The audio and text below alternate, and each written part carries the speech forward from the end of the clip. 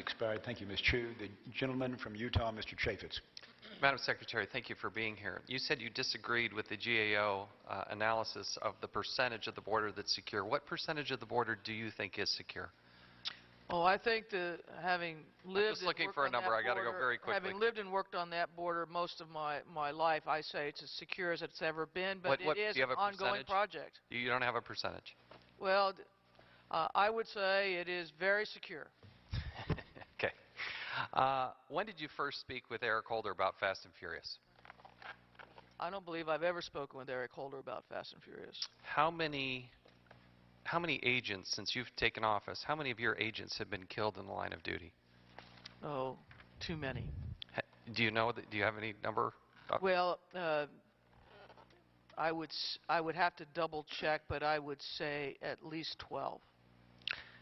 How many guns from Fast and Furious operation were detected crossing the border? I do not know.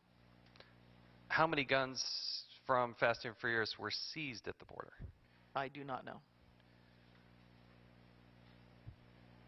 Why is it that an operation that big and that important and that much in the news you don't have the details of? Well, Representative, as you know, it was an ATF operation.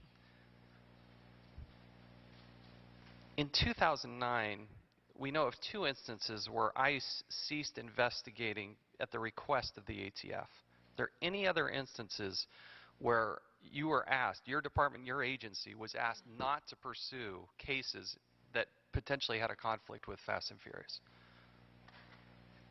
In the wake of your investigation of Fast and Furious, I've been made aware of those 2 ICE instances. I don't think I've been made aware of any others. Let me go to testimony that you had last week. Last week you were with Senator Grassley. You were asked about communication with Mr. Burke regarding Operation Fast and Furious. Question for Senator Grassley: have you had some communications? Your response, and I'll read it very quickly: no, not about Fast and Furious. When Agent Terry was killed, it was December 14th. I went to Arizona a few days thereafter to meet with FBI agents and assistant U.S. attorneys who were actually going to look for the shooters. At the time, nobody had done forensics on the guns, and Fast and Furious was not mentioned.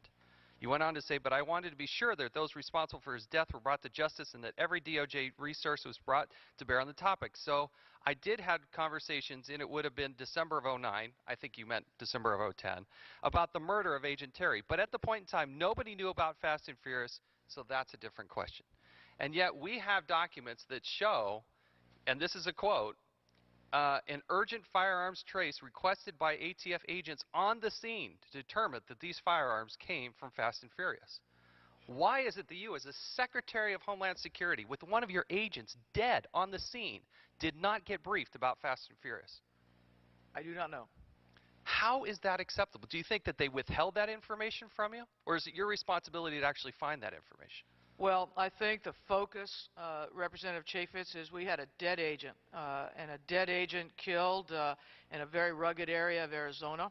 And the number one thing that was on my mind when I went out there was to make sure that the appropriate resources were being dedicated to that investigation. But you have guns from Fast and Furious that are found on the scene. You testify here just last week that there was no knowledge of Fast and Furious at the time, that the forensic, you went out of your way to say the forensics weren't done. And yet that's not true.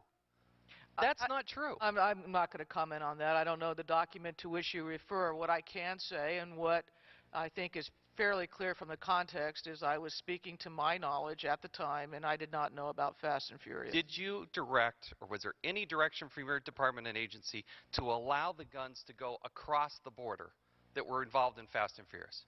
Fast and Furious was an ATF operation. So if your agents detected weapons going south across the border, you just let them go because it was an ATF operation? As the 2 incidents you refer to, the 2 ICE incidents, I think reveal, is when they picked up guns and ran them or asked ATF to e-trace them, ATF came back and said, these are part of a larger operation, stand down.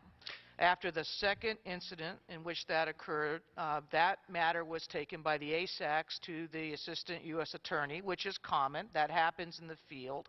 And the Assistant U.S. Attorney said that the ATF operation would take precedence. So was it the Department of Homeland Security's policy to allow guns to go south into Mexico if they were involved in Fast and Furious? I'm looking for a yes or no.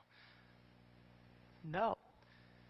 How is it that you can make a claim that the border is now more secure than ever, and yet the Obama administration purposely allows nearly 2,000 guns to be released, knowing that they're going to go to Mexico with hundreds of people killed by those weapons, 2 dead U.S. agents, and yet you don't even know if we've detected even one of those guns? In fact, on January 14th, you did detect somebody in New Mexico.